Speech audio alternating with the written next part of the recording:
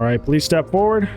Man, I know you guys and I had a lot of fun times together, but this whole diminishing returns thing, if that goes through, the game will be better. So I guess this is where we say goodbye. All right, hand him over. All right, thank you. Next. Oh no, you're good. Carry on. Wait, why does he get it passed? Those are like the most unhealthy stacking perks in the game. Yeah, woohoo! I hate it here.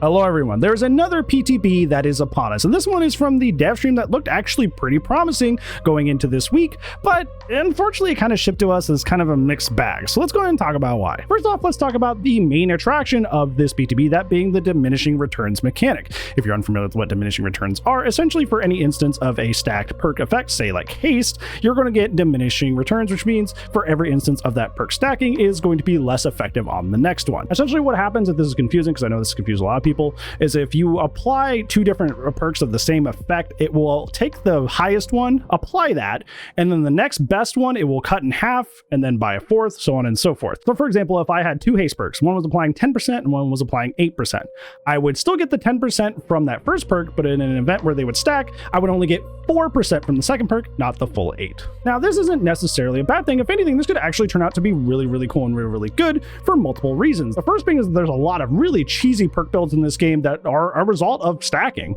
that make it to where you can kind of just like turn your brain off and win games, or at least have major impacts on games without very little effort on your end, which feels bad in general. So by taking those out of the game health will feel better overall. Second, this also will allow the devs to make stronger individual perks as well as more individually and uniquely designed perks, because what happens is when the dev team goes to make a perk for a new chapter, they have to kind of like dance around a lot of other perks, because they got to think about, okay, well, we can make this perk strong, but then it'll synergize with this, or it'll be really OP with that. And then that's how we end up with so many different perks that are just kind of like or mid, because they are afraid of how they will synergize with other perks. So they intentionally design them in a very middling way to avoid that. So ideally, if diminishing returns does come to the game, it should be a good thing. But the way it is currently applied on the PTB doesn't really achieve these two goals that we just talked about that make it healthy for game health for the future. The problem here is that diminishing returns affects a rather narrow amount of the game stacking and not all of the game stacking, which means that the game is kind of like, unintentionally or not, picking favorites.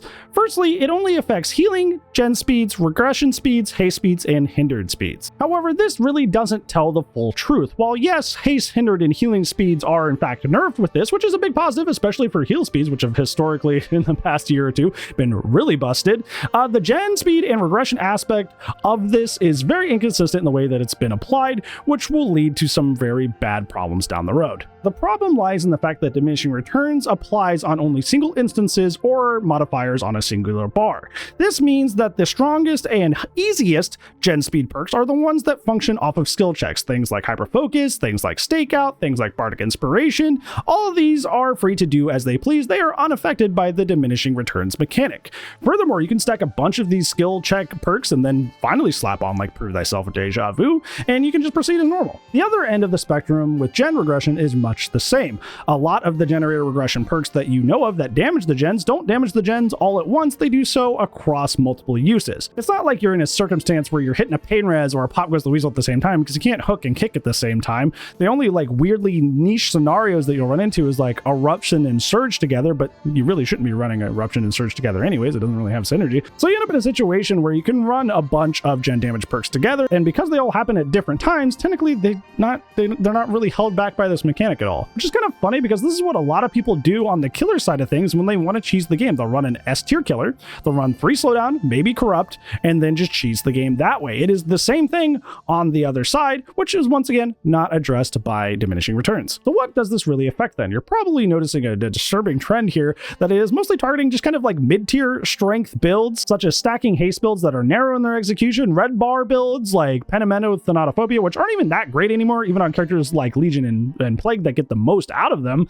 It's just the things that have historically already been really, really strong are going to stay really strong, where a lot of the middling zone of perks is going to be really, really challenged challenged and almost removed out of the game entirely. So you end up in this like really weird situation where the tippiest top, the cream of the crop, the strongest perks that stack together in a very problematic way aren't really being affected, but these middling builds that are in some ways unhealthy, not super game winning, are being harshly punished, which kind of doesn't really make a whole lot of sense.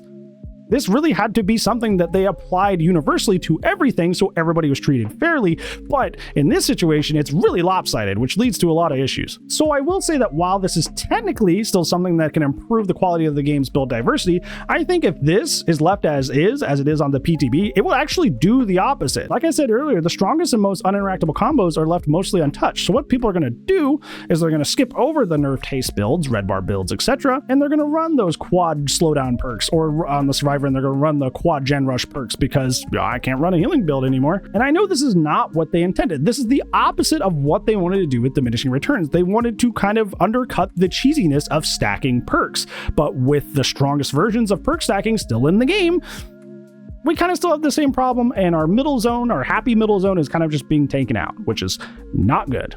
And while you may be saying, Brant, I watched this DVD YouTuber and they said as long as they keep fixing it, it's going to be great and it's going to be fine. Well, let me clarify that BHVR has unfortunately had a bad track record of abandoning updates that they intended to monitor and changed. Awaken Awareness, which is a Wesker teachable, was something that was hard nerfed because of its interaction with Nurse and the perk Starstruck. The quick TLDR of that is that Nurse's blink attacks used to be considered basic attacks, which would proc Starstruck. Starstruck being a perk that whenever you pick up a survivor, people in your radius as you move around become exposed. Obviously, you can see the problem here is you can just like hook that guy, blink to you immediately using the aura from Awaken Awareness, get easy downs, and games super easily. However, despite the fact that BHVR went back, nerfed Nurse by making her blink attacks count as basic attacks, Awaken Awareness still suffered its nerf and it never got updated back, even though that was supposedly only supposed to be because of that interaction. This is not the only case. Deja Vu, which is one of the most common perks run in the game and often is seen on these Gen Rush builds, was only made that way to try and break up and help survivors with 3 gens, because before the Gen kick limit was instated, there was kind of a nightmare zone while playing Survivor, where characters like Skull Merchant and Knight would just pick a 3 gen from the start of the match and just sit there and force you to just grind almost hour-long games just to be able to win a match of Dead by Daylight.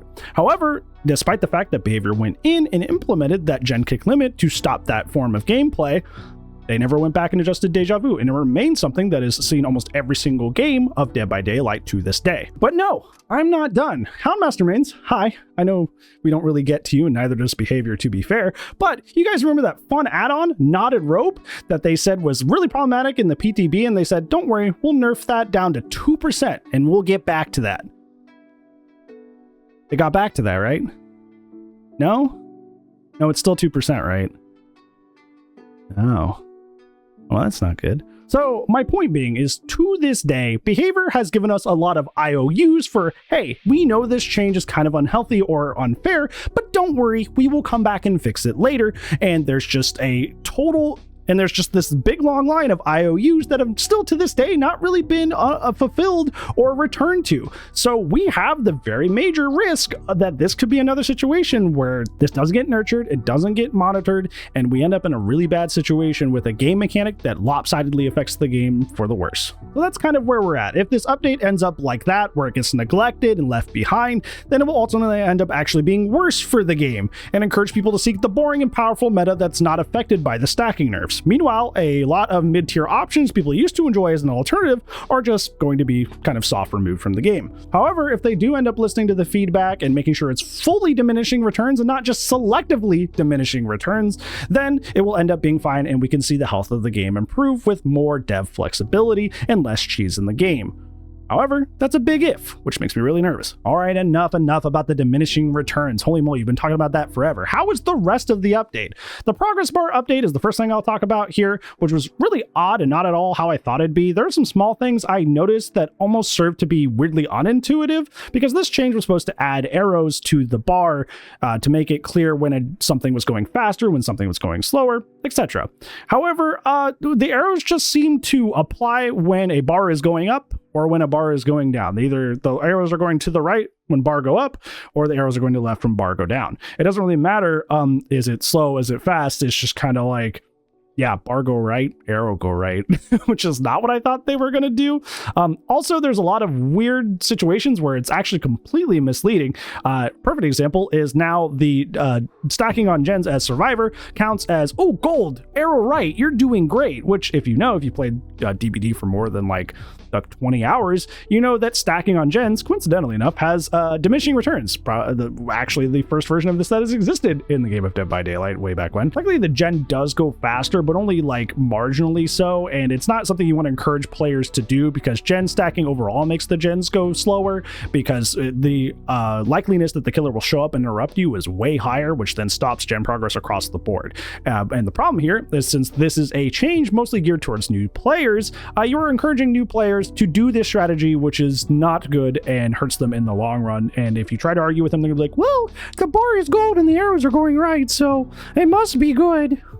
Which is not the case. Moving on, the new change where you can hit tab mid-game and see everybody's perks is still a welcome change for solo queue, one of the weakest and most unfun versions of Dead by Daylight that you can play. But unfortunately, on the PTB, you can still see who the killer is at the start of the game just by hitting tab. I know Mandy said that they have the ability to change this and they were monitoring it, but whatever monitoring that they were doing obviously did not make it to the PTB because you can just kind of hit tab and check to see what the killer is, which is kind of funny and sadly ironic because, well, Ghostface got changes this PTB, so a lot of people were just hitting tab and going, Ghostface, I'll be on the lookout.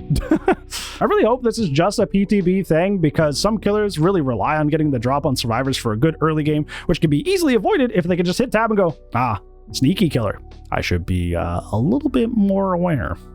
One thing I will say that's positive about this update so far is the aura customizations do continue to be an accessibility and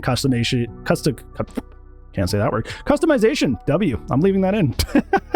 They specifically addressed something that I was worried about in the initial version of this that came through the Trickster all kill comeback update, which is that there was this weird situation where it didn't really account for perks like Eruption that would like turn a gen yellow. So if you set your gens to yellow and you kicked a gen with Eruption, you'd just all be yellow and you'd be like, okay, well, where's my Eruption? But now they've added multiple elements, including that one that allows you to see, these little special exceptions for auras in that regard. There's still a lot that could still be done, like I want to see the aura of totems be changeable, but overall we're on a good track with this. Keep going. Now this is probably the other thing you are here for the most, which is going to be the killer updates. And man, I was talking about at the beginning of this that this update is kind of a mixed bag, and there's nothing more of a mixed bag than the killer updates section. Some of the most questionable changes that I've seen in recent memory, but also some really, really great ones. I'll start with the big one that's really positive, and that being the Blight nerf is certainly felt. I heard a lot of people saying before this PTB came out that the Blight nerfs wouldn't be felt. And I do think for the really good Blights like Momo7th, who also said themselves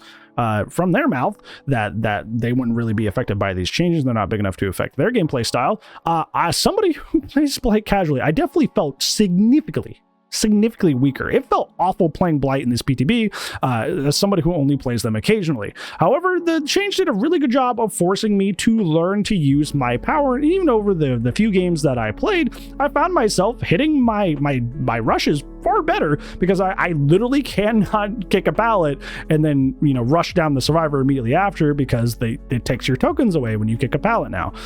You can't just W somebody down around a loop because you're 110, so you're very slow and it will take you forever and they'll probably W key to something else. So I really had to break my power out to do most of the things I needed to do as this character, which was the point. It was supposed to raise the skill floor. That way people can't just cheese easy wins with an S tier character. And if you want that S tier results, you gotta put in the work. You gotta put in the effort, which is, I think that's a great design. Also a funny mini rant here. This thing just frustrated me. So we're gonna go on like a little mini rant here. The Nerfed changes were so confusing because in the dev stream that they posted last week, they said, oh yeah, we're finally nerfing Last Breath by nerfing her lunge range. And Last Breath, by the way, is the name of her power, the whole power. And then they said, oh yeah, that add-on's been a problem forever. And I'm like, did I hear that right? And then they was like, oh yeah, that add-on, it is being adjusted. We are looking at the add-on and we want to see if we need to do more than just the add-on. And was anybody else losing their minds during that section? Because I feel like I was losing my mind that section because I'm like, And I watched so many other like DBD creators, both on YouTube, on Twitter, and nobody brought this up. Last Breath is the name of the power. and to further go into Nurse's add-ons, none of the add-ons that have Kavanaugh's Last Breath or Jen's Last Breath or whatever, none of them have anything to do with the lunge. So this is just like them getting like their terminology wrong on their own stream, which is really weird and really threw me for a loop for a long time. What they mean is the heavy panting, which has nothing to do with the terminology of Last Breath. But yeah, I think that makes it feel even more like kind of a slap on the wrist if it's just literally just like, oh, this add-on that was kind of good, Dunzo. And it's like, well, it's kind of the kit that's the problem. Yeah, that add-on is really good and frustrating, but like it's more the kit that's the problem. So this feels even more of a slap on the wrist than like the last video I made, because like now that I've cleared up that terminology that they got wrong, I'm like, oh, that's Nurse is basically the same. As for the other character, quote unquote, buffs, they're almost nothing burger changes, and some of the most nothing burger changes I have seen put in a PTB, or they're actually genuinely really awesome. So it's time to play a game of which one did your character get? Oh, Dr. Shocker. Doctor had their shock therapy delay reduced by 0.05 seconds. Yeah, not a bit. 0.05 seconds. That was worth a place on the dev stream slide for killer buffs that are going to bring these characters up more into the modern state of Dead by Daylight. 0.05. Yeah, I think that speaks for itself. Also, this 0.05 number is in addition to the fact that players have been asking for months for behavior to turn down Doctor's recent extra disorientation from his power, which is a bug that's ultimately being ignored. I have somebody who I swift with regularly who literally can't play Doctor more than once in a play session because it gives them migraines from all the flashing effects that are happening more and more distractingly than they should. It's been this way for a really long time, and it feels really weird to simultaneously have like, oh, accessibility for changing auras? Yeah, we'll do that, but also Doctor being bugged and having the disorientation be worse. Yeah. Like it feels like night and day. Like what's happening here? On a more positive note, but not necessarily a healthy one, the Bubba changes are kind of wild. They basically gave him Beastmark's base kit, which makes you very fast, especially if you run it with double speed on top of it. I was beating people with Bubba to pallets that realistically I really shouldn't have. If you even decided to greed against me while I was playing Bubba today, you probably got downed, which feels kind of unintuitive and reminds me of another specific character that got reworked recently to also have very unintuitive counterplay. I'm looking at you, Dash Myers. Greed the pallet? Yeah, well, I'm gonna slide down the pallet and hit you before you get back to the other side, even if the pallet loop is not that long. Oh, did you pre-drop it? Okay, I'm chewing through it in 2 seconds, and now I'm just gonna make this entire back area a dead zone. This kind of like darned if you do, darned if you don't kind of gameplay, I feel like makes Survivor when you're facing them just like feel pointless, and it's good to have certain killer powers and abilities feel like you're in a pinch and it's really hard for you to get out of that situation. But I feel like New Myers does this, and now with this new update, Bubba's starting to do this, where it's like, wow, there's really just not a right decision here. It's just hope the map spawned enough pallets back here with the pallet density update, and if I didn't, guess I'm just screwed. I don't think that's good design. Ghostface, I mentioned earlier, also got changes where his shroud is now 2 seconds faster on recovery. And I honestly didn't really feel this when I played them today. Ghostface basically feels the same on PTB that he does on live. Sure, does it technically help? Yeah, but this character is often regarded as like bottom 5 in the entire game. So the fact that he got a 2-second update when he needs a wealth of changes to help him get out of that situation feels just kind of like, why did we do that? I mean, I'll take it, I guess, but like this doesn't even begin to even scratch the surface of this character's issues. Now that we've got all that out of the way, let's go to the amazing changes that I actually really liked from this PTB update that I hope it live. Demo, who also got changes to the update, feels great. His shred speed is faster, and this is the one that I really loved. Your turn rate is much wider on the shred now, giving you way more maneuverability and ergo skill expression, because you can react more to what people are doing and get the hit. This was always my favorite part of playing demo, was trying to like ready up a shred and react to what the survivor is doing last second and really show my skill and understanding of the character. So to have even more maneuverability with that, That felt really, really good. The final change, however, I wasn't really too jazzed about, but I feel like it's not really the change itself, really, technically. Demo is now undetectable for 12 seconds coming out of a portal instead of 5, which is nice, but doesn't really address the main issue with the portals. The problem with the portals wasn't, oh, my undetectable isn't long enough. Does it help? Sure. But the main problem with the portals is the time sink of placing them. Other characters, like Xenomorph, for example, could just find a control station, hop in, and be on the other side of the map in 2 seconds. Demo has to have been on that other side of the map, put down a portal, come all the way to the other side of the map, put down the portal, and then teleport to it. It's like there's so many more steps that Demo has to go through to have macro pressure on the map, whereas so many other killers, modern DBD, literally just come with map pressure the moment they load into the game. It is very outdated and has needed help for a very long time. You can do this many different ways. You could have it that he can kind of just look in places, portals, wherever he wants. You can make the portal place speed just like super fast. A minor thing that I know a lot of people want is that like once you place all your portals, they just recycle like hack traps. There's a lot of things you can do to try to help mitigate this situation, but making it have more undetectable does not solve that, and that's a major issue that makes Demo's kit feel outdated in 2026. So hopefully we do a little bit more for this. The Dredge only got one minor change this update, and that being that the movement speed while charging your power is increased by 0.2 meters per second, which doesn't seem like a lot, but movement speed is very game affecting in the world of Dead by Daylight. I didn't actually test Dredge today, so this is something coming from the mouths of multiple Dredge mains that I talked to today. That said, this change feels like a great start. It doesn't necessarily fix the issues with the character, but is a great start. Sorry, Dredge mains, there's something about put Guy there and put me at the other end where I'm like, oh, you just kind of didn't have an option, huh? But then, you know, we already talked about the Bubba thing. Now, the Wesker changes, I'll tell you, those were the ones that really shocked me because he's been feeling extra bad lately since Behavior decided to randomly go in and tinker with this kit, a la like they did with Oni. And I feel like, honestly, I know the Oni changes are not well beloved, but I feel like Wesker got the worst end of the deal. They really messed up Wesker in the way he feels in the recent updates to this character. But these changes help shine up a little bit of that. It doesn't deal away with the issues, but it helps shine that up a little. The recovery time was improved, the charge time per token was improved, and you have increased time between bounds now, kind of giving you that egg effect, egg gold, that egg effect where you can throw one bound and kind of like aim your next one, have more time to react, which is really nice. I felt immediately more encouraged to use my power knowing that I would not be on a 3-year cooldown after attempting to use it. I do also want to note though, again, that this doesn't really fix the problems that the characters have. It doesn't fix a lot of the weird tinkering Behavior did with this character. He still has a lot of bugs and clunk that he's always had. There were so many times in this match that I played today, in particular on Batum, where I would like lunge at somebody and they were right beneath me and I just like, they were literally in my chest and I wouldn't hit them for literally zero reason. There was plenty of times I'd be trying to bound around something and I would just snag myself on thin air.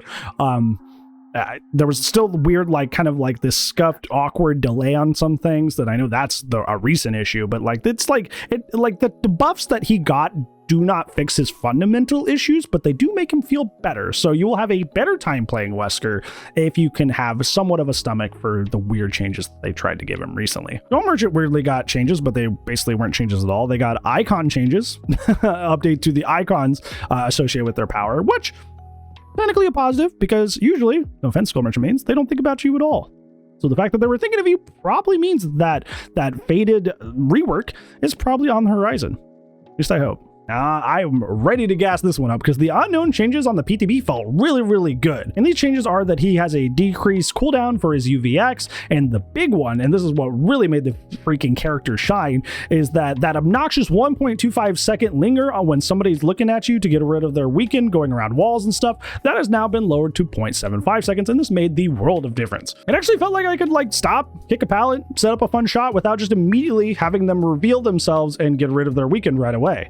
On live, you have to be hyper efficient. If you miss even like one shot, it's like boom, they've revealed themselves, their weakens away, and everything is just over. It's like, okay, cool, neat. However, on the PTB, I felt like I had some much needed wiggle room to actually just go, maybe I can kick this pallet real quick. Maybe I can set up a fun shot without immediately losing that weaken. And that honestly is one of the most painful things about playing this character on live is it feels like you gotta play perfectly or else you lose your weekend, and this really helped mitigate that, and it was really awesome. Another huge W that I love personally because they are my secondary is the Springtrap got a ton of buffs. Your recall time for both misses and hits have been reduced, which is awesome because that means more time with your axe. One of the most painful parts of playing Springtrap is the amount of downtime you have without your axe. If you go for like a crazy orbital and you miss, it feels like you have to ship the axe back to you in 3 to 5 shipping business days. It is annoying. So the fact that they have cut down on this a little bit, whether it's a hit or a miss, means you are going for more shots on average, which makes your experience more fun and less punishing. The biggest, most awesome change though that I love more than anything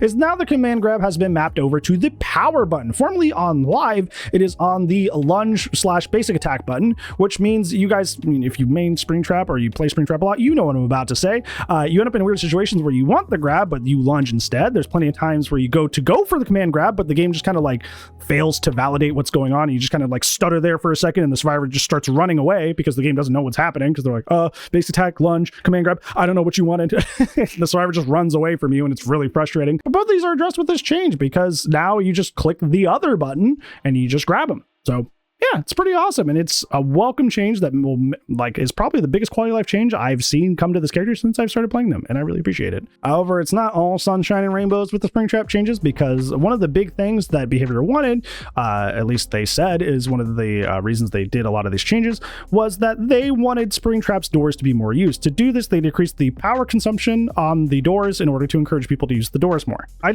This is such a weird set of changes for me because the battery issue is not why people do not use Springtrap's doors. People don't use Springtrap's doors because they kind of don't have to, or it's too risky. So realistically, the reason you would want to like get on a door and use the security cameras to look at Springtrap would be like, you don't know where he is and you don't know if he's coming. So what you would do you would go on the door and reveal him using the cameras. But you kind of don't have to, because if Springtrap's teleporting to you through a door, the little panel blinks and tells you he's coming. So unless you see that, you can kind of do your own thing unless you want to be super altruistic and reveal the aura to your teammates. So you kind of don't have to participate in that gameplay. Furthermore, like I said, it's extremely risky because if you are, say, going through the doors, there's the risk that he can just come running through while he's traveling through the doors and grab you, which is like not at all a fair trade-off for using the doors. Like, oh, well, I have a little bit more convenient movement, or I am trying to reveal the Springtrap, versus getting grabbed and downed is not a fair trade. So people just don't want to risk that. So I feel like they just like completely misdiagnosed why people don't use the doors and are like, sure, I'm sure people will probably use them a tiny bit more right after this update, but I feel like it's largely going to stay the same. Another change that should be positive is that Fast Track got looked at this chapter. It has been reduced down to 1% charges for each token, up to a maximum of 9. However, there's some multiple caveats that come with this. First, I did still see this in game after game after game today, probably because people know that it's another perk that circumvents the diminishing return stacking issue. So yeah, that's pretty cool. So I still found it being fairly potent in my games. That could just be because of the circumventing diminishing returns thing. So the other thing that is worth noting is that Mandy also said on the forums that this is not the final version of the perk, that they're looking for another trigger state to add tokens to this perk. Clearly, whatever we're doing with just, oh, well, killer exists and does thing, and then I get punished doesn't feel good. So they're looking for some sort of other trigger state to add tokens to this perk. I don't know what that's going to be. I don't know what that's going to look like. I don't think they know what's going to look like. I think they are still working on it. So it's kind of hard to judge this right now as a choice, considering that this just kind of just, this version of the perk is only going to exist in this PTB, and then it's just going to be gone. So it's kind of just like, at least they're working on it. That's the best I can say about it. At least they're working on it. At least they're aware. At least they're not going to let it, just sit and cause more problems. They are doing something about it, but in terms of specifics, just kind of got to wait. Overall, this patch should have been a home run for behavior, but when I actually played it and tested it, it turned out to be kind of more of a mixed bag. Was it any good? What would I rate it out of 10? 10 being a home run and 1 being a complete waste of time?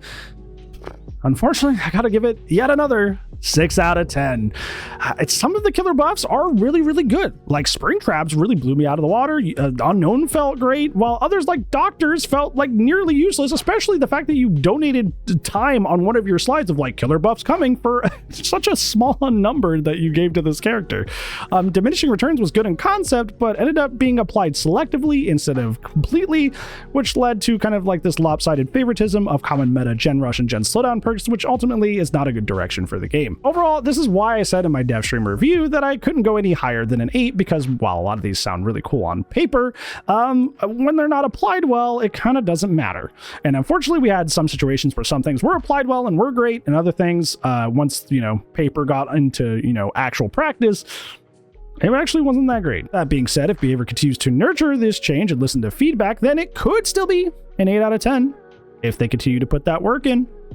but the ball's in their court in that regard. But in its current state, unfortunately, I do have to say, PTB is kind of mid. But what did you think of the 9.6.0 PTB? Did you think this patch was ultimately still good for the direction of the game? Or were you more like me, where you're like, it's kind of all over the place? Let me know down in the comments below. Thank you for liking and subscribing today. I really do much appreciate it. I'll see you guys in the next video. But if I don't see you there, I'll see you when I see you.